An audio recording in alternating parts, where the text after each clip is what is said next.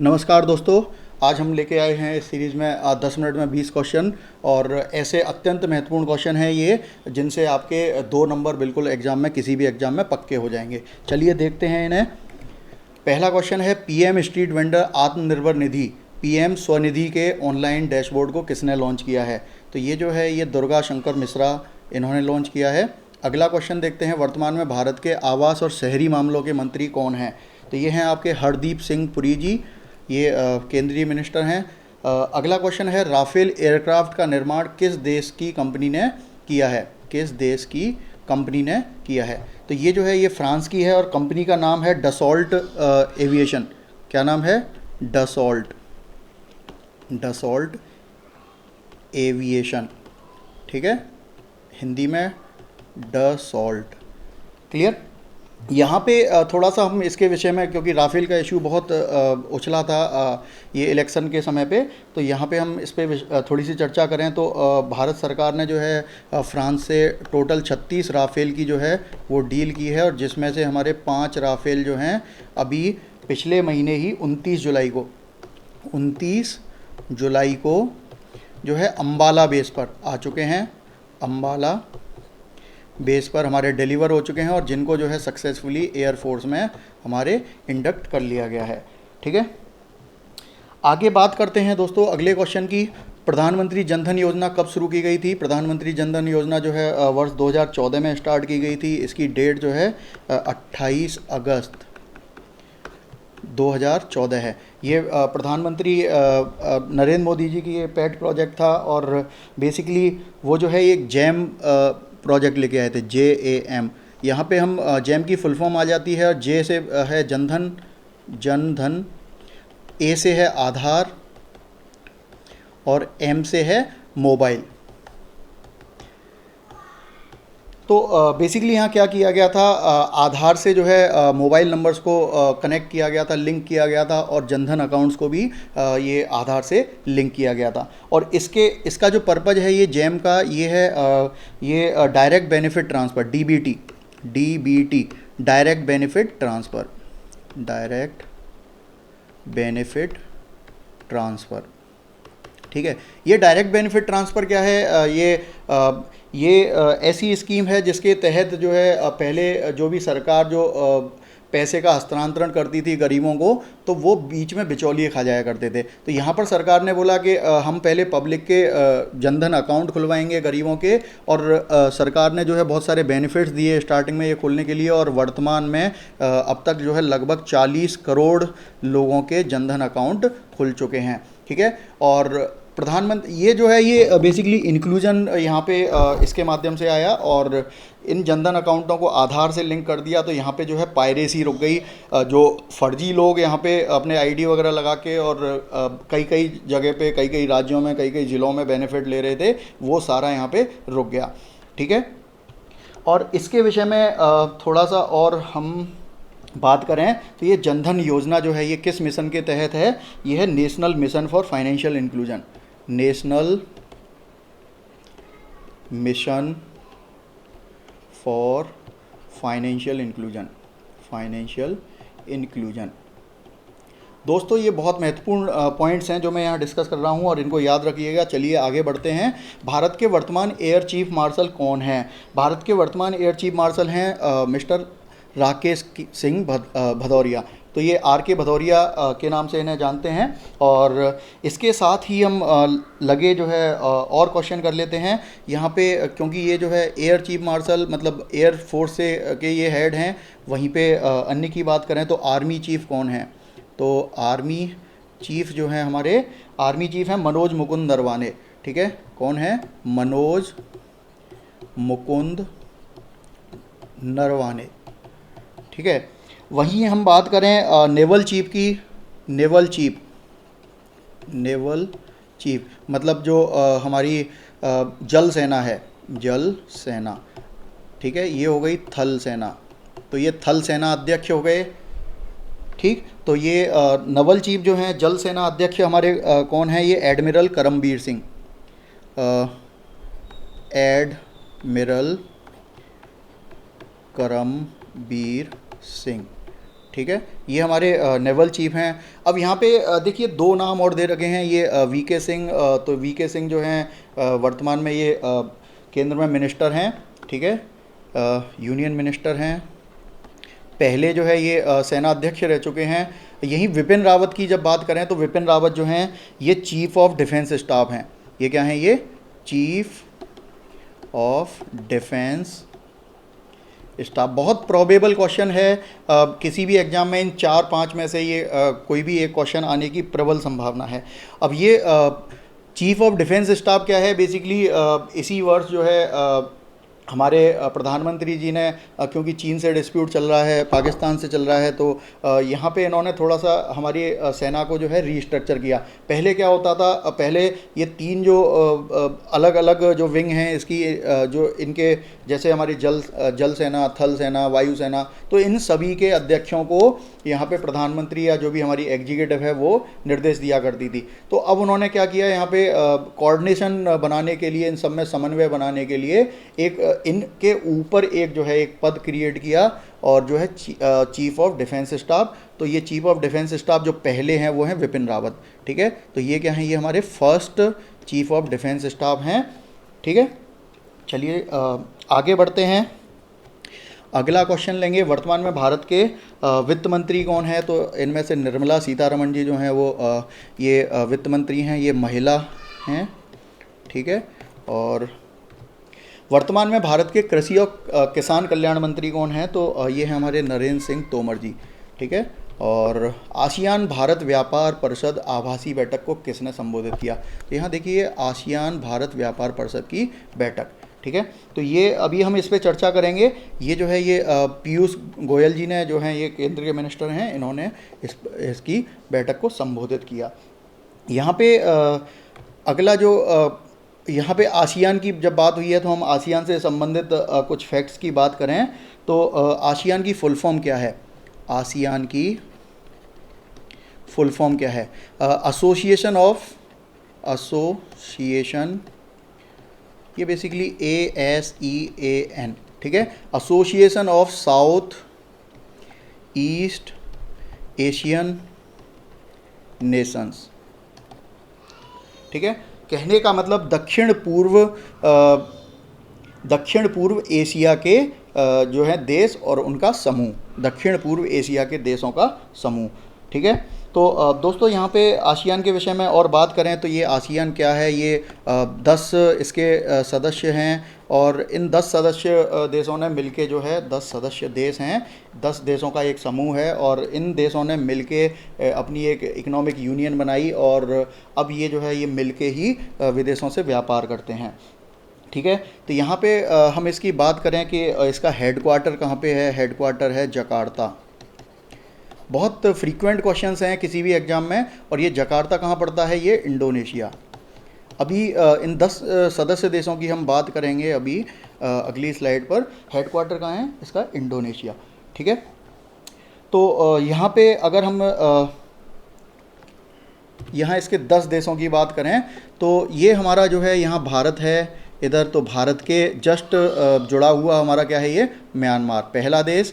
दूसरा जो है इससे जुड़ा हुआ हमारा कौन सा है? ये थाईलैंड, ठीक है। इसके बाद जो है इससे जुड़ा हुआ हमारा ये हो गया कंबोडिया, ठीक है। अब यहाँ पे ये जो थाईलैंड है, थाईलैंड से जुड़ा हुआ हमारा कौन सा हो गया? ये मलेशिया, ठीक है। और मलेशिया के बाद में यहाँ पर आपको ये छोटा सा ऐसे ये टिप दिख रही है दोस्तों, यहाँ पे ये टिप है, ये इसी से जुड़ी हुई है, हल्का सा यहाँ पे आइलैंड है, और ये है हमारा सिंगापुर, ठीक है। इसके बाद नीचे उतरेंगे तो ये हमारा कौन सा हो गया? ये इंडोनेशिया। और इंडोनेशिया के बाद में यहाँ पर देखेंगे ये यहाँ हमारा कंबोडिया जो है, कंबोडिया से जुड़ा हुआ है हमारा ये वियतनाम, ठीक है। और यहाँ वियतनाम के बाद यहाँ पे ये ऊपर जो है ये वियतनाम, कंबोडिया, इनके बीच में हमारा ये लाओस, ठीक है। और यहाँ पे ये आइलैंड दिख रहे हैं, ये हमारा फिलीपींस है, और यहाँ पे ये छोटा सा ये देश है, ये है ब्रूनेई, ठीक है दोस्तों। तो आगे बढ़ते हैं। निम्न में से कौन सा राष्ट्र आसियान का सदस्य नहीं है? तो आसियान की जब बात करते हैं तो अभी हमने 10 सदस्यों को देखा, तो इनमें से लाओस है, ब्रूनेई है, म्यांमार है, चीन नहीं है, ठीक है। तो चीन इसका आंसर हो जाएगा।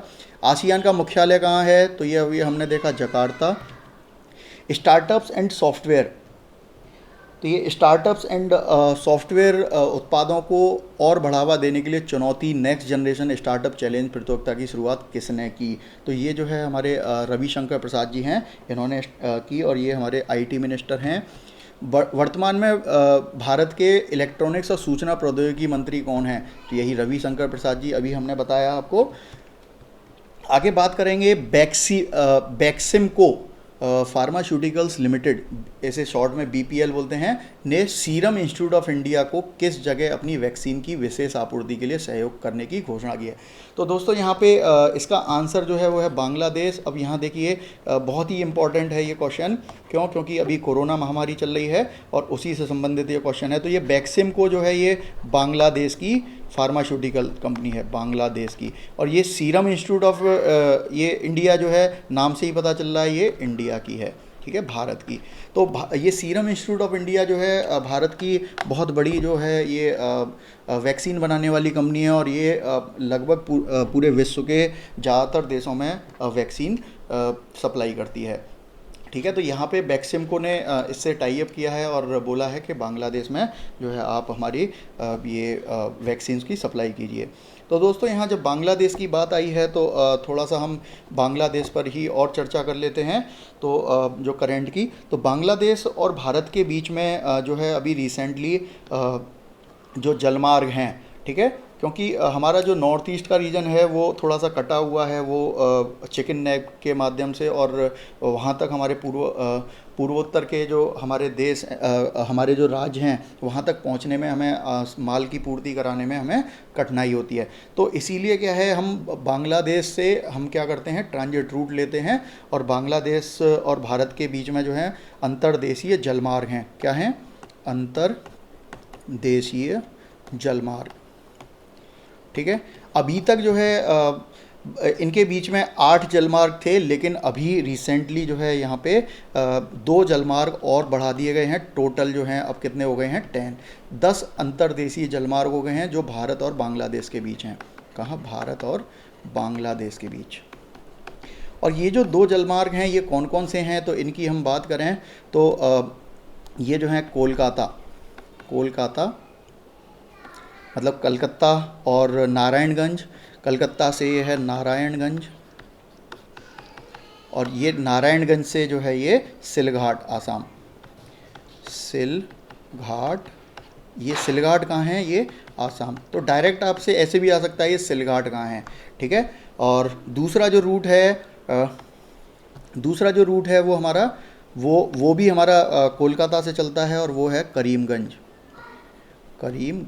और ध्यान देने की बात ये है, ये दोनों जो हैं ये अंडर कंस्ट्रक्शन है। अभी पिछले महीने ही इन पे जो है भारत और बांग्लादेश के बीच में एक समझौता हुआ है जिसका नाम है inland water transit and trade agreement. Inland water transit and trade agreement. तो दोस्तों ये बहुत ज़्यादा याद करने की आवश्यकता नहीं है इस एग्रीमेंट का नाम, बस आप एक बार 2 बार पढ़ लीजिए और आपको ये याद हो जाएगा। दूसरा जो है ये इंडिया बांग्लादेश प्रोटोकॉल भी यहाँ साइन की गई है इनके बीच में, ठीक है। यहाँ बांग्लादेश से रिलेटेड जो है, चलो अगला क्वेश्चन जो है, बांग्लादेश की मुद्रा कौन सी है? तो ये बांग्लादेश की मुद्रा है टका। और यहीं थोड़ा सा और इसके विषय में हम बात करें, ये फ्रीक्वेंट क्वेश्चन आते हैं, बांग्लादेश की राजधानी क्या है? राजधानी बांग्लादेश की, तो राजधानी है यहाँ की ढाका। और दोस्तों कई बार जो है राजधानी ना पूछ के वो पूछ लेते हैं बांग्लादेश की सबसे बड़ा शहर कौन सा है? तो सबसे बड़ा शहर भी कौन सा है? ढाका, ठीक है। यहाँ के प्रेसिडेंट या राष्ट्रपति की बात करें, राष्ट्रपति, तो राष्ट्रपति कौन है यहाँ पे? अब्दुल हामिद। बहुत फ्रीक्वेंट क्वेश्चंस हैं, इनमें से पूछे जाते हैं। दोस्तों यहाँ पर प्रधानमंत्री की बात करें तो शेख हसीना यहाँ की प्रधानमंत्री हैं। यहाँ चीफ जस्टिस भी पूछ लिया जाता है, चीफ जस्टिस, ठीक है, यहाँ की सुप्रीम कोर्ट के। तो सैयद महमूद हुसैन, ये हैं हमारे सैयद महमूद हुसैन। इसके अलावा दोस्तों यहाँ पे क्वेश्चन आ सकता है, यहाँ का लार्जेस्ट सी पोर्ट कौन सा है? सबसे बड़ा सी पोर्ट, लार्जेस्ट सी पोर्ट, तो ये है चिटगोंग, चिटगोंग, ठीक है। तो ये चिटगोंग आप याद रखना, ये कहाँ पे है, बांग्लादेश। दोस्तों आगे बढ़ते हैं। हाल ही में किस देश के साथ भारत ने मानवीय सहायता और आपदा राहत पर व्यवस्था लागू की है? बेसिकली भारत का जो है एग्रीमेंट हुआ है, और ये किसके बीच किस किस के बीच में हुआ है? ये जो है सिंगापुर, ठीक है। आगे बढ़ते हैं। अ, सिंगापुर के वर्तमान प्रधानमंत्री कौन हैं? तो सिंगापुर के वर्तमान प्रधानमंत्री जो हैं ली हसियन लुंग हैं, ली हसियन लुंग। और ये जो हैं इन्होंने इसी साल जो है जून जुलाई में एक इलेक्शन जीता था, और इनकी पार्टी का नाम है PAP, पाप, पीपल्स एक्शन पार्टी। क्या है? पीपल्स एक्शन पार्टी, ठीक है, पीपल्स एक्शन पार्टी।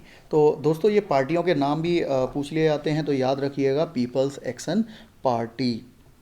तो यहाँ सिंगापुर से रिलेटेड थोड़े से फैक्ट्स देख लेते हैं। ये सिंगापुर आया है, तो सिंगापुर की जो लैंग्वेज है, लैंग्वेज कौन सी है? मलय। सिंगापुर में जो ऑफिशियल लैंग्वेज है, ये ऑफिशियल लैंग्वेज है मलय, ठीक है। यहाँ के राष्ट्रपति कौन हैं? राष्ट्रपति हैं हलीमा याकूब, राष्ट्रपति हैं हलीमा याकूब। दोस्तों ये सिंगापुर बहुत छोटा सा देश है, और यहाँ से ज्योग्राफी बेस्ड जो क्वेश्चन आते हैं वो बेसिकली है। अभी हमने पीछे जो सिंगापुर देखा था, तो यहाँ पे हम ये देखेंगे, ये यहाँ ये सिंगापुर है, ये सिंगापुर। तो ये जो यहाँ से जलडमरू मध्य जो जा रहा है, तो ये इसको जो है हम मलक्का स्टेट बोलते हैं। कौन सा बोलते हैं? मलक्का स्टेट, या जलडमरू मध्य, जल डमरू मध्य, ठीक है। बहुत ज़्यादा पूछा जाता है मलक्का जलडमरू मध्य किन किन के बीच में है? ये सिंगापुर और इंडोनेशिया, ठीक है। और चलिए आगे बढ़ते हैं।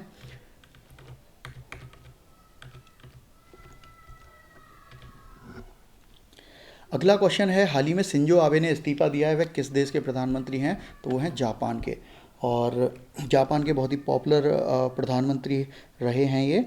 और जापान की मुद्रा क्या है? जापान की मुद्रा है येन। और जापान से रिलेटेड, जापान के हमारे बहुत अच्छे संबंध हैं। जापान हमारा मित्र देश है, और हमारे पुराने सांस्कृतिक संबंध भी रहे हैं। तो दोस्तों यहाँ से हाई फ्रिक्वेंसी क्वेश्चन बन सकते हैं, तो इसके विषय में हम चर्चा कर लेते हैं।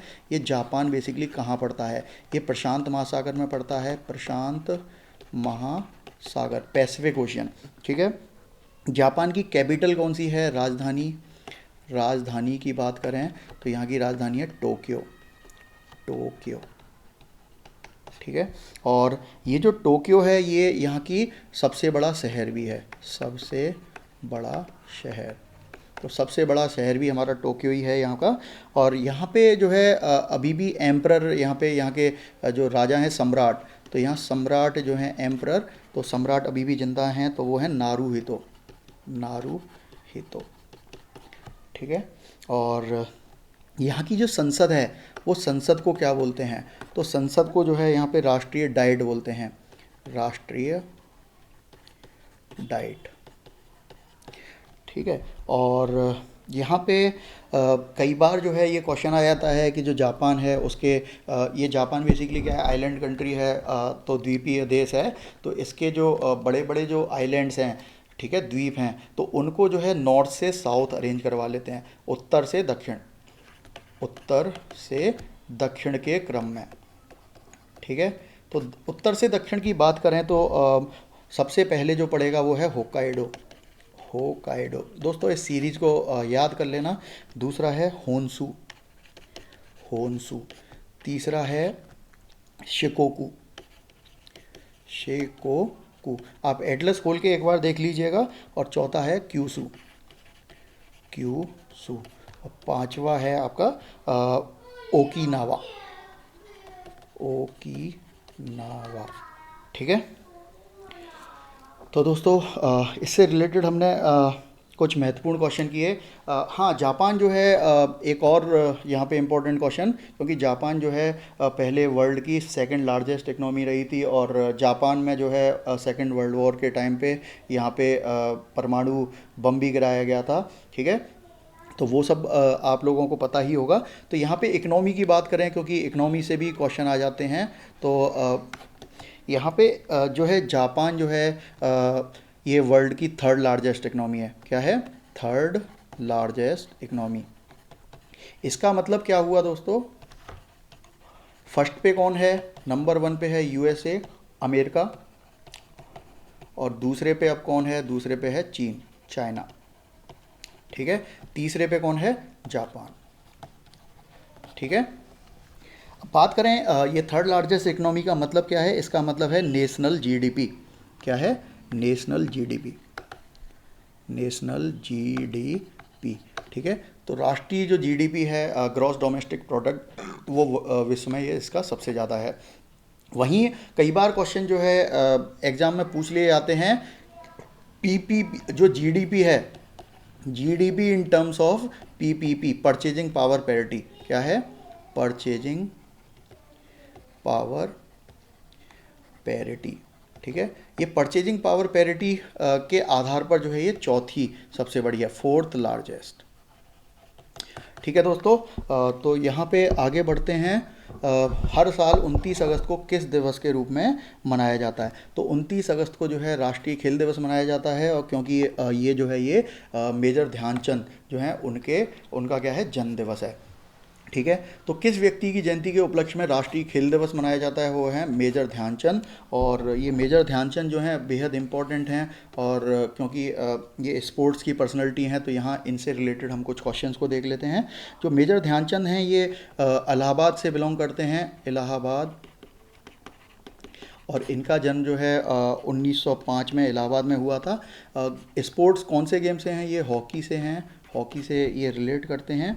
और इनको जो है कुछ उपनाम मिले हुए हैं। इनको जो है द विजार्ड भी बोला जाता है, द विजार्ड।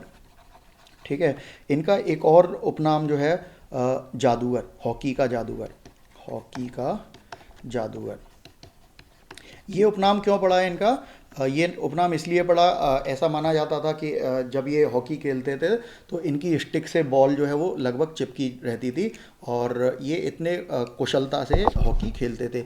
और इनकी हॉकी की कई बार टेस्टिंग भी की गई कि क्या जो है ऐसा तो नहीं है इनकी हॉकी में कोई मैग्नेट वगैरह लगी है, लेकिन पता चला कि भाई जो मैग्नेट होगी तो गेंद में भी तो लोहा होना चाहिए, तो ऐसा नहीं पाया गया। और हिटलर जो है इनसे बहुत ही प्रभावित था। तो हिटलर ने इनको जो है कई बार जो है ऑफ़र किया था कि आप जो है भारत की नागरिकता छोड़कर जो है जर्मनी की नागरिकता हासिल कर लीजिए, जिससे हमें भी आप जैसे नागरिक होने के लिए जर्मनी जो है वो गर्व महसूस करे। तो इन्होंने मना कर दिया। वहीं बात करें तो ये इतने मशहूर क्यों हैं ये ध्यानचंद? तो ये जो हैं इन्होंने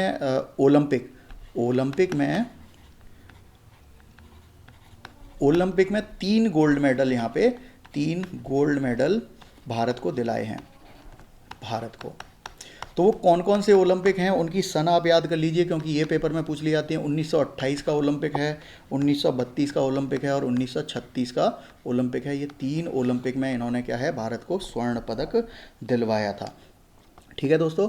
तो अगर आप लोगों को ये हमारा वीडियो जो है पसंद आया हो तो आप हमारे चैनल को जो है सब्सक्राइब कीजिए, और जिससे कि आपको हमारे इस तरीके के बहुत सारे हम कैटेगरी में वीडियोस बनाते हैं, उन सब के आपको प्रायर नोटिफिकेशंस मिल जाएं। और अगर आपको ये वीडियो हमारा अच्छा लगा है तो इसको लाइक कीजिए, शेयर कीजिए, और इस पर कमेंट कीजिए आपको कैसा लगा। और ठीक है, चलो दोस्तों, मिलते हैं।